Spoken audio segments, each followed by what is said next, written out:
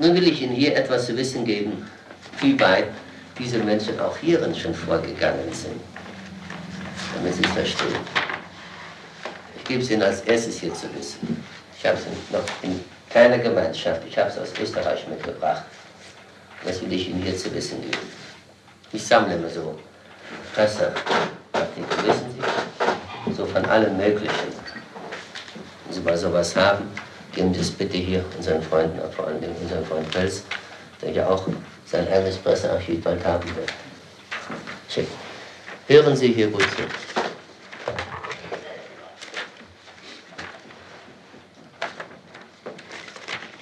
Abschrift. Heilung durch Aluminium. Nur wenigen ist bekannt, dass die Aluminiumfolie, wie sie in jeder Zigaretten- oder Schokoladenpackung enthalten ist, in ähnlicher Form als Wundverband heilende Wirkung ausübt.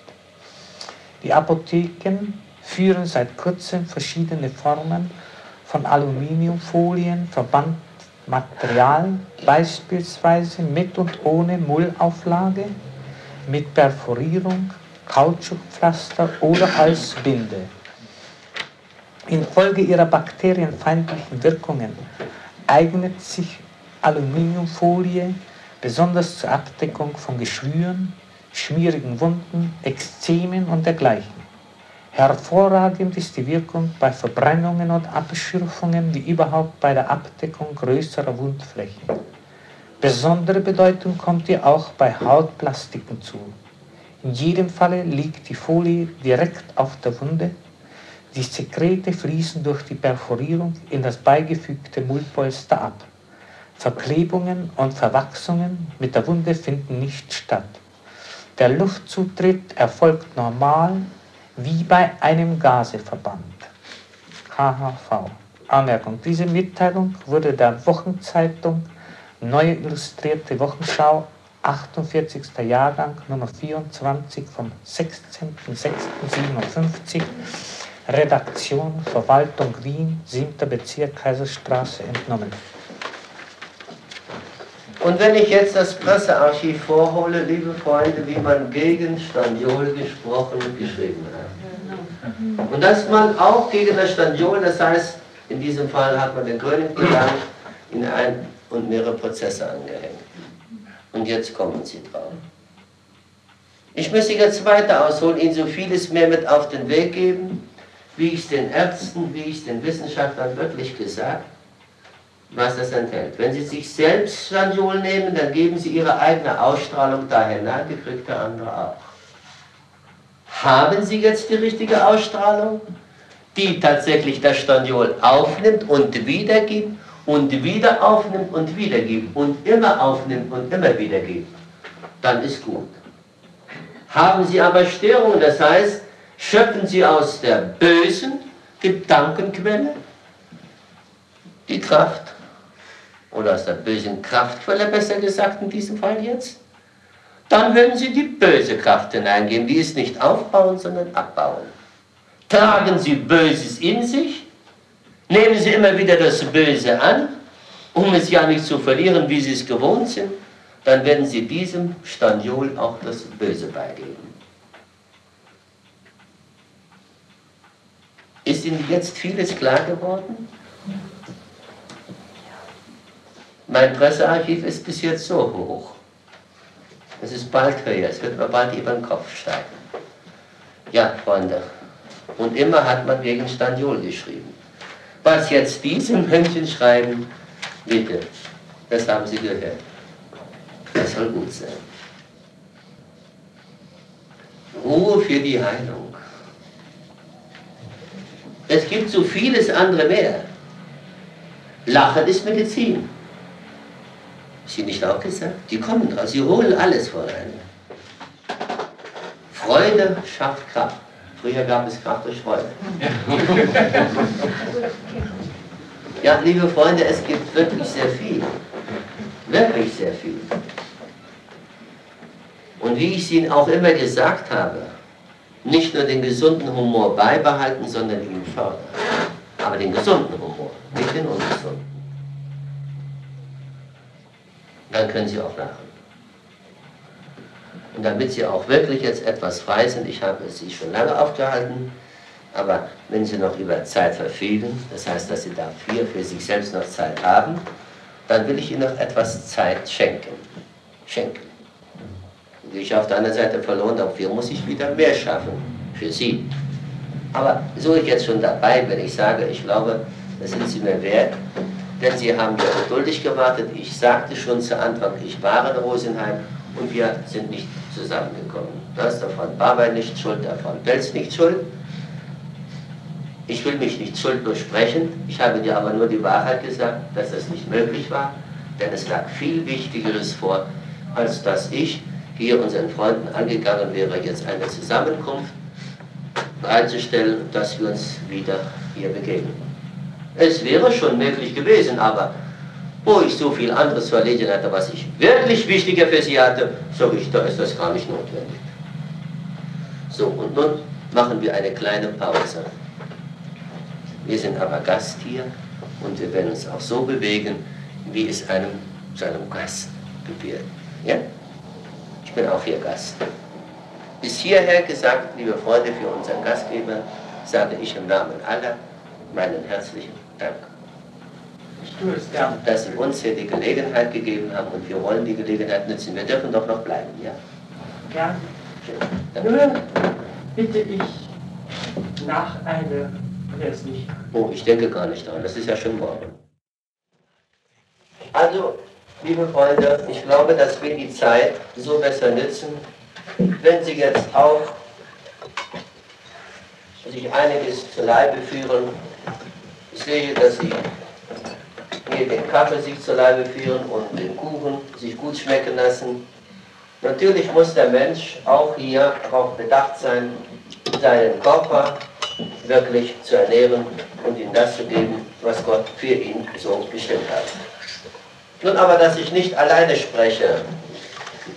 Wie ich schon sagte, habe ich hier noch einige Freunde, die ihm auch einiges sagen möchten.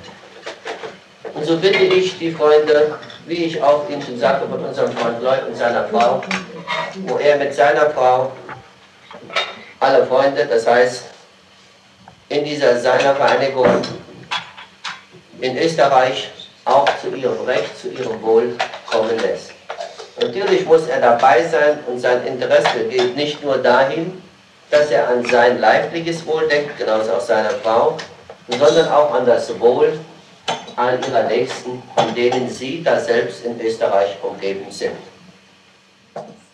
Nun, lange Rede, kurzer Sinn.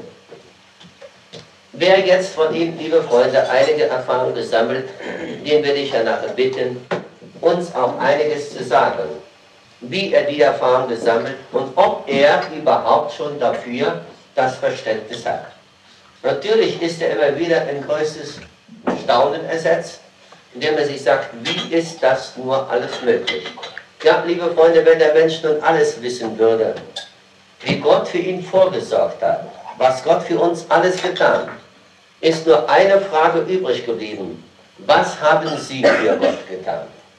Sehen Sie, Gott schafft Tag und Nacht. Sie haben Ihre Ruhe. Gott hat so viel für uns bestimmt und der Mensch nimmt es nicht in sich auf. Er quält sich lieber, er gibt sich lieber mit dem Bösen ab. Er beschäftigt sich Tag ein, Tag aus. Er behandelt sogar das Böse. Statt er mal gotthörig wird und jetzt wirklich Gott folgt und sich wirklich von Gott führen lässt und auch das tut, was Gott für ihn bestimmt hat. Und was Gott ihm immer wieder sagt, natürlich muss er, der Mensch, sich dann zur Ruhe bewegen. Natürlich muss er da dann auf einen hören, nicht mehr auf Menschen, nicht auf die vielen, von denen er umgeben ist, sondern auf einen hören, zu dem auch er gehört. Und das ist und bleibt immer Gott. Und liebe Freunde, wer hier nicht folgen kann, tja, der wird wirklich keinen Erfolg haben. Und wer nicht daran denkt, überhaupt zu folgen, ja, wie will der da dann mal an Erfolg glauben? Das heißt, den Erfolg haben. Das wird nicht möglich sein. Ich glaube, unser Freund Pelz hat uns danach auch noch was zu sagen. Aber nehmen wir jetzt erstmal hier, ich habe hier gerade ein Büchelchen in der Hand Luzifers Griff nach dem Lebendigen, das ihm ja nicht unbekannt ist. Das heißt zum größten Teil nicht unbekannt ist. Hier steht auf der letzten Seite, stehen zwei so nette, nicht Verse, sondern so etwas Nettes, wirklich Wahres von einem großen Menschenfreund, Albert Schweitzer. Was der Mann gewusst, was er weiß und wie er doch hier und dort nicht was, sondern das sagt, was für den Menschen zutreffend ist und worauf der Mensch sein Augenmerk lenken sollte, was er bei weitem gar nicht getan. Ich lasse Ihnen dies hier mal vorlesen und geben Sie Acht. Und ich werde dann einzelne fragen, was Sie verstanden haben. Möglich, dass der eine und der andere doch schon das Rechte erfasst hat. Darf ich bitten? Von hier.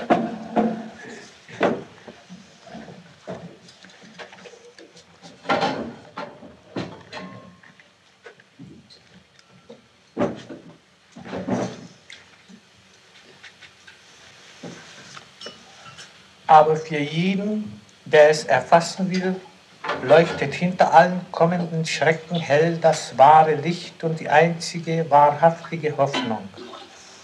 Einmal wird Gott, der Herr, auf diesem Planeten sein Königreich aufrichten. Wahre Friede und Gerechtigkeit werden dann regieren. Der quälende, zerstörende Einfluss des Mörders von Anfang an wird beseitigt sein. In diesem Licht allein wissen wir wirklich, wohl dem, der wie Albert Schweitzer sagen darf, als ein Unbekannter und Namenloser kommt er zu uns, wie am Gestade des Sees an jene Männer, die nicht wussten, wer er war, herantrat. Er sagt dasselbe Wort. Du aber folge mir nach und stellt uns vor die Aufgaben, die er in unserer Zeit lösen muss. Er gebietet, und denjenigen, welche ihm gehorchen, Weisen und Unweisen, wird er sich offenbaren in dem, was sie in seiner Gemeinschaft an Frieden, Wirken, Kämpfen und Leiden erleben dürfen, und als ein unaussprechliches Geheimnis werden sie erfahren, wer er ist. Wer hat es verstanden?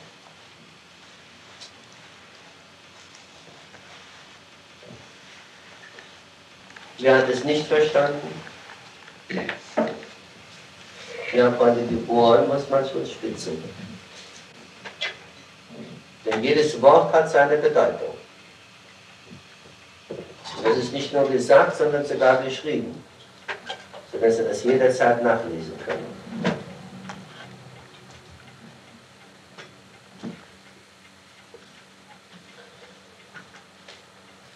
Sinnen Sie nach, und wer so ein Büchelchen hat, dann bringen Sie es mal zur Gemeinschaftsstunde und nehmen Sie es noch einmal durch, so lange bis Sie es verstehen.